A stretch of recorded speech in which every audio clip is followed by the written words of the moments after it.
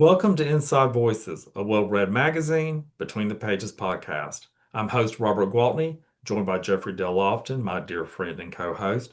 We're both so excited to enter into conversation today with award-winning author James Wade. Welcome, James.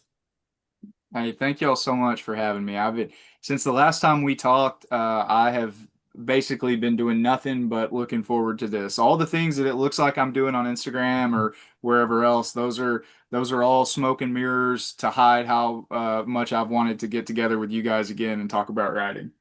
Well, I'm so happy that you want to come back and join us. And I was telling Jeffrey earlier that I have discussed all of your books with you in some way or another. So it's wonderful to have you back to talk about Narrow the Road. So, James, before we get started, I'm going to share a little bit about you with our listeners.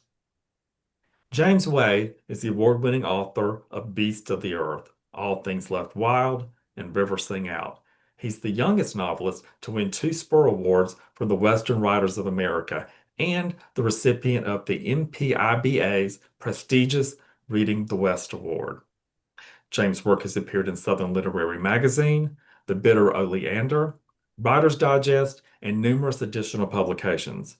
James lives and writes in the Texas Hill Country with his wife and children. His latest novel, Narrow the Road, was released August 26, 2025 with Blackstone Publishing.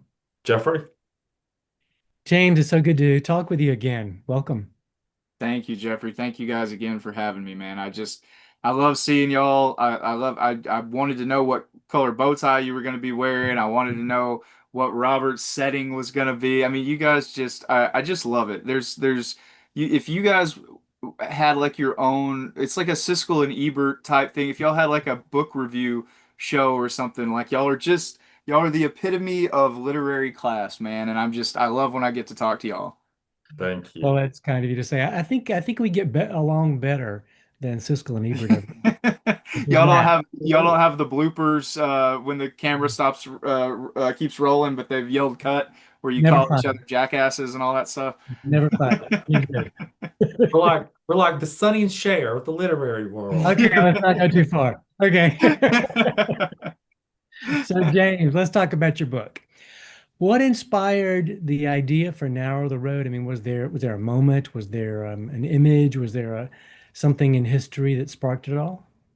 Yeah, I mean, I think so. I had written Hollow Out the Dark, and it takes place in the same, not just same time period, but the same year. And there was so much research that I had done that was just kind of still on the cutting room floor, but that still really interested me. And Hollow Out the Dark had followed these adult characters, which is something that I don't do all that often. I tend to kind of stick with the young adult or teenagers, and because I like the idea of them being able to hold two different worldviews at the same time, right? Like when you're a teenager, I think that's where so much of that angst comes from.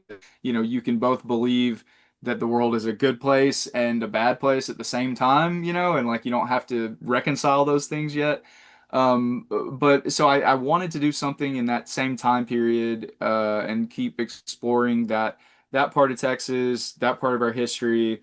And then I wanted to do it with kind of the more adolescent narrative voice. And so the first thing I did was I had this pamphlet called Were You in Manning that was published in the 1980s. There was a mill town in East Texas called Manning that was a thriving town. It was one of the biggest towns in East Texas in the earliest 20th century. And it went from population 3,000 to in just a couple years down to 50. And then a couple years later, it was a ghost town. And so all that's there now is just a historical marker. But my great grandmother was born in that town. And so I had always heard stories from her about what it was like to grow up there. And it seemed like something out of, you know, a Little House on the Prairie type thing. And I'd always just been fascinated by those stories and wanted to write a story that in some way involved Manning. And so when my grandfather passed away, I'm going through, you know, his stuff and I find this pamphlet, Were You in Manning? And it was essentially just a little historical document that these folks had put together who had grown up there, right? And they were all in like their 80s at the time, but they had gathered all their memories and recollections about what it was like and had put it in this little brochure and which is a side note, what a wonderful thing to do, and like what the power of memory and in literature and all of these things. And so I'm reading this in 20, I guess probably 2022, 23, and I'm transported there, to 1917 in Manning, Texas. And so I started with that. I started with that setting, and then I thought, okay, how am I going to work this plot? And for me as a reader, I like a plot that starts somewhere and ends somewhere else, and I mean physically, right? And as a writer, that's a little bit of a cheat code. You know what I mean? So for me, sometimes I struggle with plot pacing. Well, if you've got your characters moving somewhere, then it's a little bit of built-in pace. And so then of course I had the start, which was Manning, Texas. I had the idea that we're gonna have these characters go somewhere, and then I just had to figure out why they were going and where they were gonna end up, and I just kind of let all that come to me as I was writing. I didn't outline this all that much, and that way I was just as excited and surprised as hopefully readers are at each kind of twist and turn and decision that the characters make. Cool. So, so James, Nearer the Road is steeped in the atmosphere of 1930s East Texas. What made that setting so essential to William's journey? Yeah, I mean, I mentioned being fascinated with that setting, that time period, and I think it's just because we hear a lot, or at least I did growing up, about World War II, and because of the huge historical impact that it had, but I heard less about World War One, and it's kind of almost like the forgotten war in a strange way. If you ask just kind of your average person some details about World War II, they can probably give it to you, but World War One's a lot murkier. They don't necessarily know all the implications of it and how it went down, and then certainly not what happened afterwards, which is we had all these men coming back from what was at the time the most far and away the most horrendous war that humanity had ever seen. And they had what we know now as PTSD, but we didn't even have that language then to diagnose them. And so you had a lot of folks really, really struggling with reintegrating into society. A lot of these soldiers, they survived the war only to come home and either die of Spanish flu or find out that while they were at war, their family had perished. Thousands, tens of thousands of them were quarantined on ships. You've made it through the war. You're coming home. You can see the Statue of Liberty there in New York Harbor, but you've got to stay on this ship for the next month or two. And just the mind games that all of this stuff like really played on these men, and then throw into that the prohibition, and then now the Great Depression's happened, and they're asking for their bonus money from the government for their war bonds, and the government's saying no, that's not the deal. You've got to wait, and there was just so much political strife and turmoil, and it was all it was just a real challenge. And I think in a lot of ways it mirrors to the degree that it can a lot of what we're going through now in terms of pandemics, in terms of uh, you know, a government that kind of sometimes seems to be directly against its citizens, and so all of that was just rife for storytelling, for narrative, for trying to make some of these broader coming of age points, that I wanted to make, and so yeah, I think it probably could have worked in different settings, but this is the one that just felt right. It's the one that I was most comfortable with, and the one that I thought most closely mirrored our own. Can you talk a little bit more about those themes as you explored this through William's story? I mean, you talked about, the loss and even, resilience. You talked about, loving to write characters that are younger because they can see both sides, the innocence of the world, but they're realizing that everything's not Mm. perfect. What about William's story in particular? Yeah, I mean, I really do feel like for young people, especially a young person like William who has had to grow up incredibly fast, as many did and still do, but um, you either go inside yourself and like maybe present as sort of like a stoic type figure, even though you're certainly not on the interiority, or you just kind of lose your mind a little bit, right? And like, I mean, that's the classic like, oh, you weren't raised right type thing.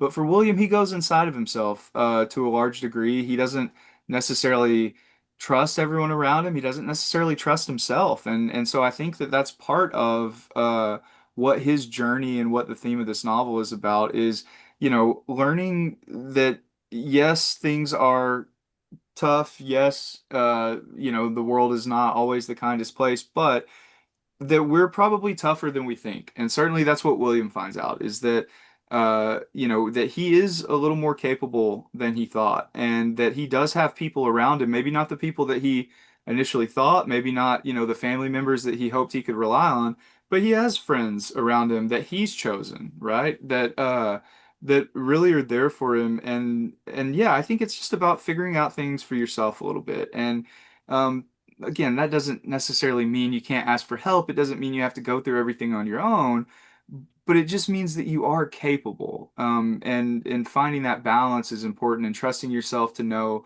when to ask for help and who to ask for help and these kind of things.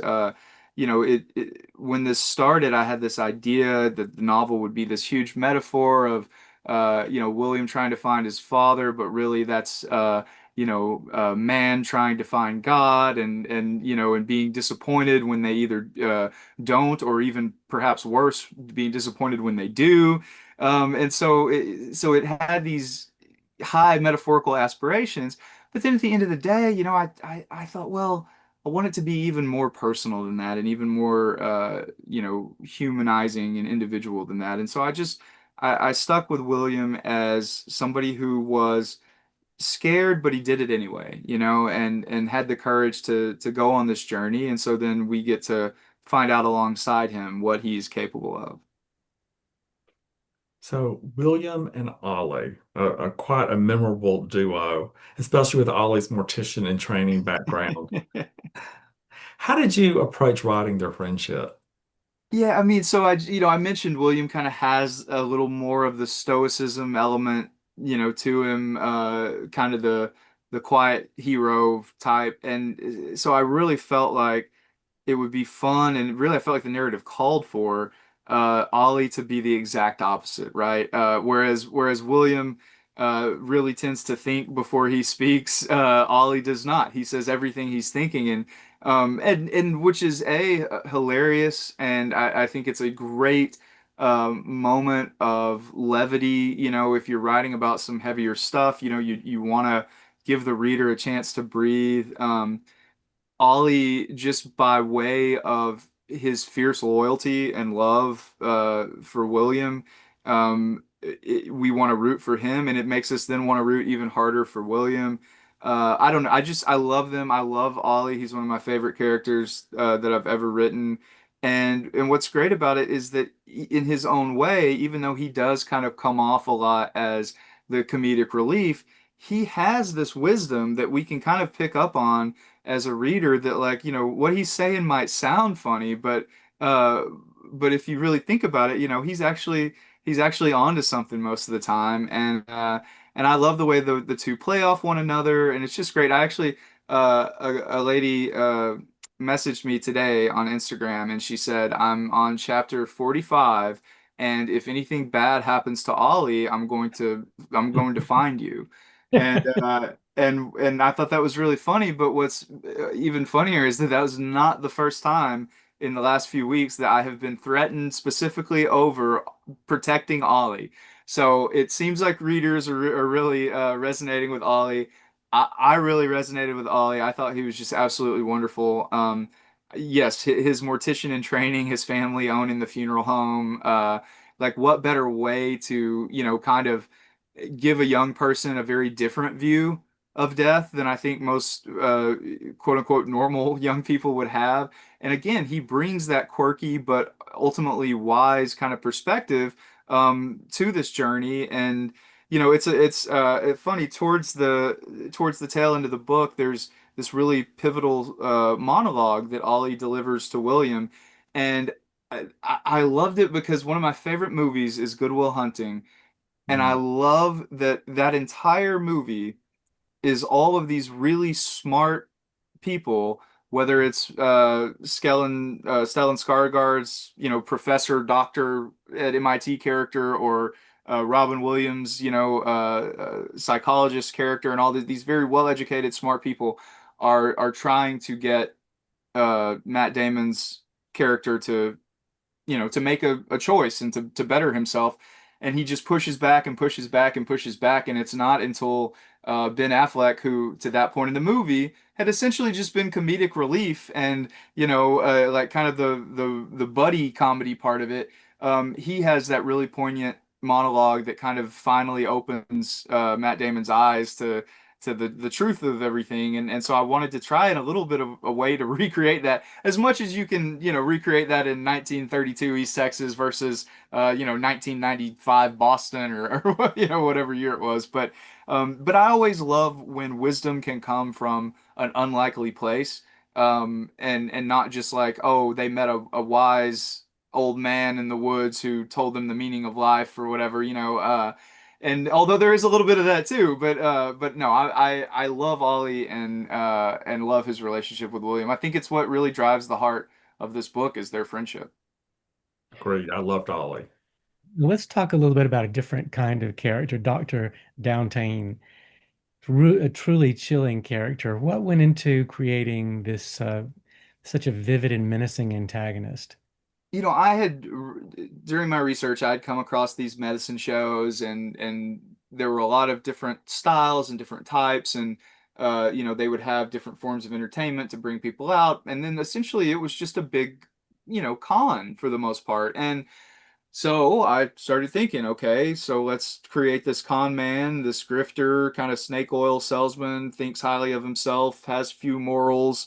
Um, then we give him a proclivity for underage girls. He uses divisive language. He visits these poverty-stricken rural areas and kind of whips the locals into a frenzy, so that he can, better basically take advantage of them, that fear and anger, and turn it into a profit for himself. And and as I'm describing this and figuring, I'm like, huh, you know what? Like this sounds a little familiar. And so I was sure to give him a top hat and a black mustache to kind of make him fit more of the trope of that character, because if I had given him bad orange makeup and a toupee, it would have been a little too obvious.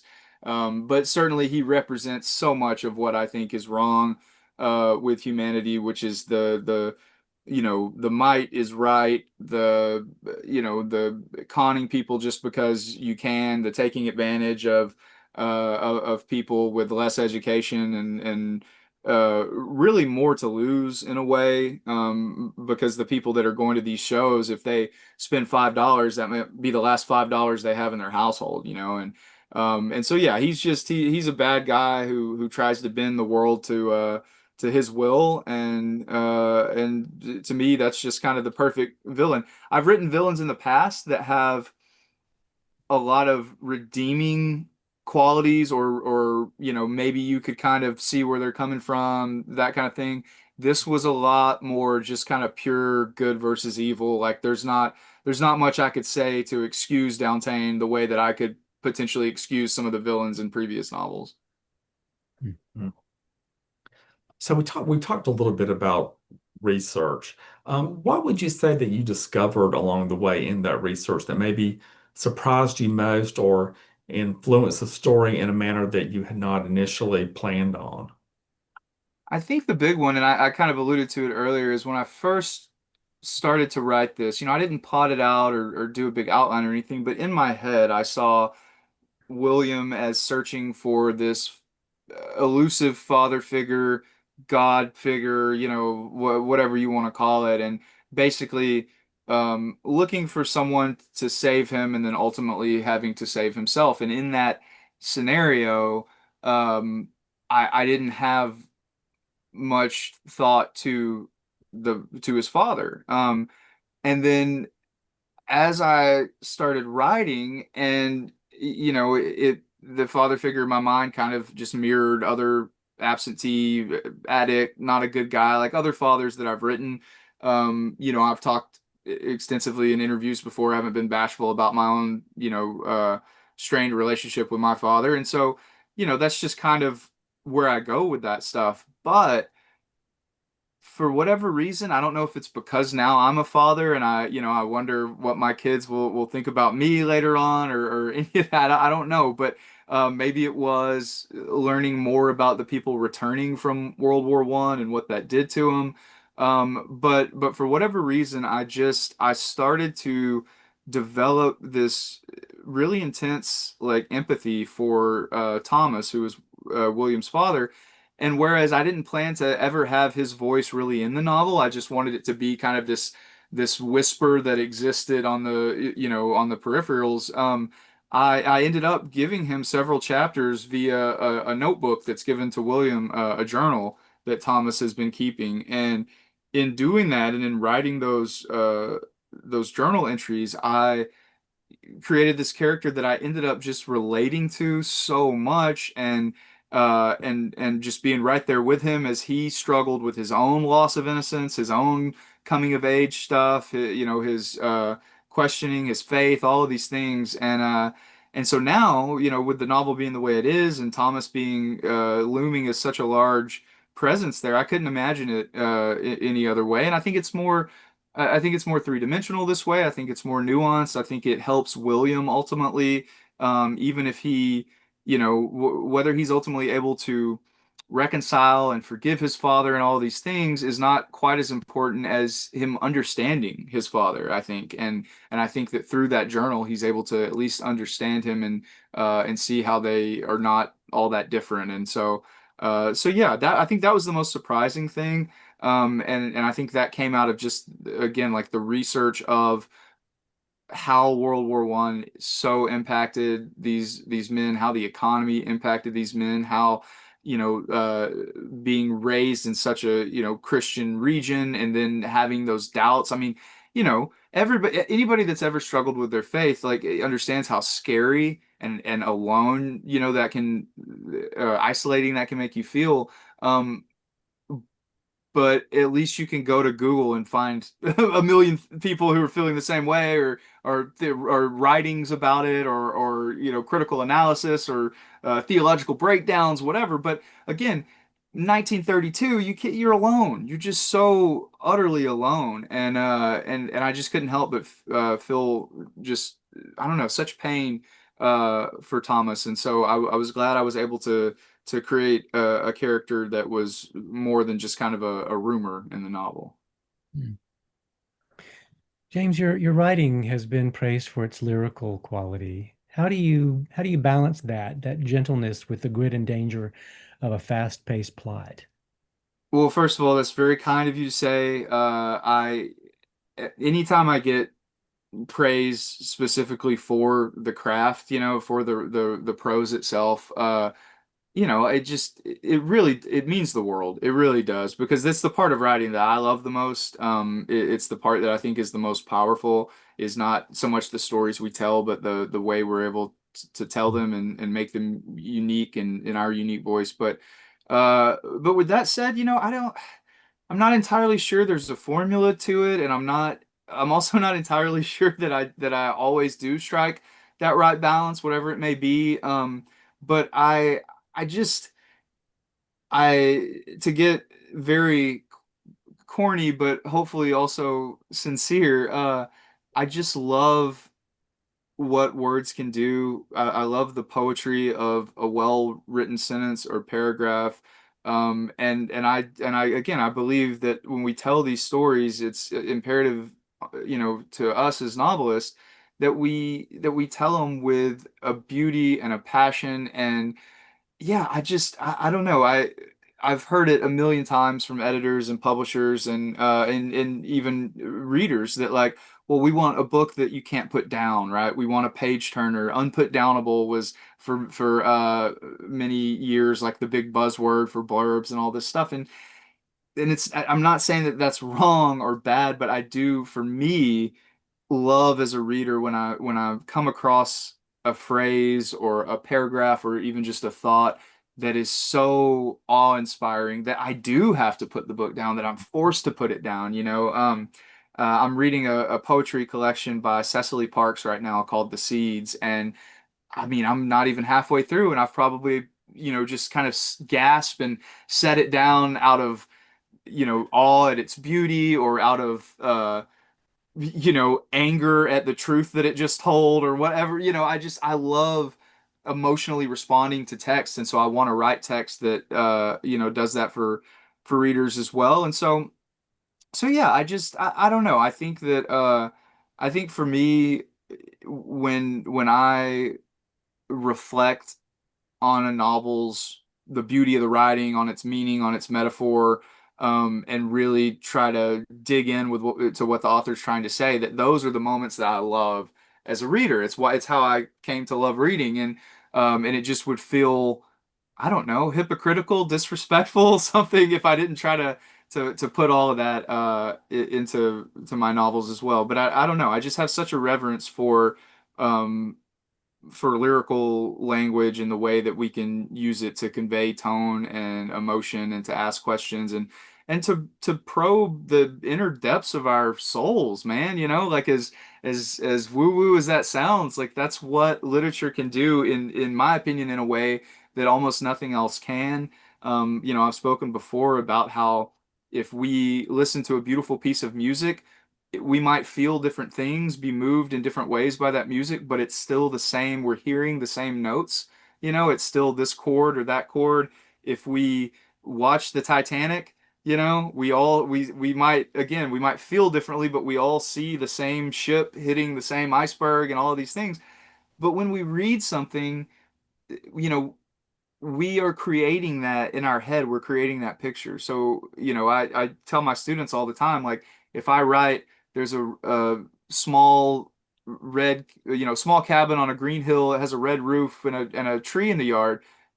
We're never going to have the same image in our head. It's going to be different no matter what, because we bring all of our own experiences and all of our own expectations, and all of our own memories into what we create when we see these words. And so in that way, I think of writing as, you know, basically a joint project with the reader, right? Like we're collaborating, and that's just powerful. I think that's very powerful. And so I feel like every book I've read that has moved me has been something I've collaborated on with that author, and I felt close to them in that way. And I hope people feel the same about my books. Hmm. So, what do you hope that readers will take away ultimately from Narrow the Road once they turn the final page? Well, I mean, I hope they like it. Of course. I hope that they found something in there that resonated with them, or that made them, pause and ask themselves a question, or I mean, my goodness, you guys know as well as I do, when we're reading something and somebody says something that we agree with, or like that we feel and we felt, but we never really knew what it would look like to see it written, or to say it out loud, and they've done it in this way that just makes us go, oh my God, yes, that is how I feel, even though I've never really put words to it. Those are all part of the hope, but also I think I understandably, with the political discourse and the you know just how depressing the news cycle can be and all these things, understandably, a lot of our entertainment has essentially been outsourced to escapism, right? So whether it's movies or literature, it's a lot of this is like, can I put myself in a fantasy world to forget about mine for a little bit? And I completely understand that. I not only do I understand it, I do it. I mean, I think we need some of that to not go crazy, but at the same time, I don't want to cede too much ground to pure escapism, because I feel like, it's the role of the novel and the role of the novelist to challenge us, to the way that we think, the things that we prioritize, to really ask questions about who we are, and where do we want to go? Where have we been? Yes, but where do we want to go as a society and a culture? And I would hate to see us lose that element of our society. And so I hope that when folks get through with the novel, they think, okay, was I lost in this narrative? Did I enjoy these characters? Did I feel close to them? And if those things are yeses, and then also did this book challenge me in some way? And if that's a yes, then hopefully that will make them want to read more books that could potentially challenge them as well, and just make it like a little less scary. It doesn't have to be. I understand nobody wants to, you know, talk about existential dread for, 300 pages, and so that's why we wrap it in narrative and in character and in plot and in all these jokes about putting makeup on dead people. I don't know. But anyway, I hope they find something in there that just touches them in some way. Well, how does this newest book reflect your evolution as a writer compared to your earlier works? I mean, you would hope that it's a little better, right? I didn't, I know that you guys have been there, done that with your debuts, and you hope that the next thing that you're working on is going to be a little better, and the next thing a little better. And when we start novels, I think we have this idea of this golden goose type, like unattainable, into the rainbow type thing, and rarely, if ever, does it turn out to be that, and but that's okay. It's kind of, you set your sights high, you go for it, and then you learn from it as well. You learn kind of the mistakes you made, or how you could do the next one a little differently, and hopefully a little better. And so I hope this is a little better. I hope it's a little tighter. I think for me, the character, I felt a little closer to these characters as I wrote them, than I did to some of the characters that I've written before. I think I simplified the narrative a lot. I was looking back at River Sing Out the other day for a point of view, a lecture on point of view, and I thought maybe I was gonna say, like, yeah, in my novel River Sing Out, I got pretty crazy and I used like four different points of view. There were like eight points of view that I counted, like at least, and I'm going, how did I keep all that in my head and keep the plot? And anyway, so I think this was simplified from a writing standpoint a little bit, other than Thomas's, kind of diary entries. It's third person close with William, and we just follow him on this journey. Kind of the camera, if you will, follows him, and so yeah, I think it's just a little more compact, a little tighter, and hopefully the writing's a little sharper, right? I mean, again, that's just. I have no idea if it is. I won't be able to say until probably maybe 5 years from now when I look back. Like, I think I can just now, I can start to look at my debut novel that came out in 2020 and really make halfway educated critical analysis statements about it. Anything good or bad I had to say about it before was probably too emotional. I was too close to it. And so it'll take some distance. But I think this is good. People have asked me for a long time, what is your favorite book that you've written? And I have told them for a long time, I don't really know. I'm not really sure. From now on, if they ask me that, it will be Narrow the Road, because this is the first one that I really feel like it's not exactly what I wanted it to be, but it's as close as I've gotten to that kind of that, glowing novel that's in your head when you start. Well, I've read all of your books, and you set the bar really high with your debut novel. And yeah, and I can, continue to see growth in the craft, even though you started off in such a stellar place. So you are you are doing what you're setting out to do. You're so kind, Robert. Thank you. So we are at the end of our time together, James Wade. And I'm going to ask you that annoying question we're all often asked. What is next for you? I don't know. I'll tell you what, in the long term, who knows? I'll graduate in May of next year with an MFA from Texas State. I'm already teaching some undergrad classes there. I hope to teach at an MFA program somewhere, anywhere in the country if they'll have me. And a lot of that's out of my hands. It'll be dictated by the job market and all that stuff. But right now, the writing for the next novel is slow. There's a lot on my plate as a husband and a father and as a teacher and a student and as an American citizen right now. Just with we kind of alluded before the camera was rolling about just how heavy we some can feel sometimes, and it's tough to some people can take that and they can use it as creative fuel. For me, it just kind of, I don't know, it weighs on me a little bit. So So I don't know what ultimately the future will hold, but what I do know is that tomorrow I'm going the short term. I'm going to Spearfish, South Dakota for the South Dakota Festival of Books. I know I'll be in Nashville next month for the Southern Festival of Books. Then we'll do Baton Rouge for the Louisiana Book Fest. I'm basically all the book festivals that you and Jeffrey Dale did last year. I'm gonna do them. So I don't know who y'all were talking to at each one of those stops that you got them to invite me this year, but thank you for putting in a good word. But yeah, and then I'll wrap up the year at the Texas Book Festival in Austin, which is kind of in our backyard here, and so we're excited to be at that one. But yeah, that's the good part, right?